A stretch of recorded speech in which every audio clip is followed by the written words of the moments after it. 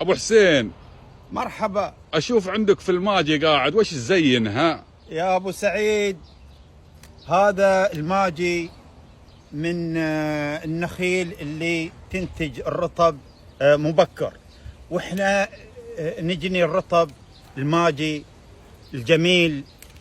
وطبعا فيه عندنا عادة موروثة من الأجداد إلى الآباء، احنا نجمع جنى الماجي ونوزعه على شكل يسموه الأول الراتب أو الصبرة، صبرة الماجي. طبعا هذه صبرة الماجي توزع على أصحاب النخيل الملاك، ويترتب إليها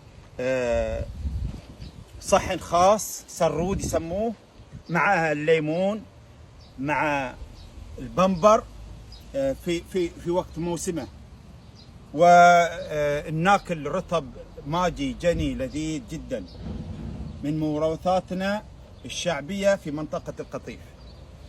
ما شاء الله. مع القهوة العربية الأصيلة.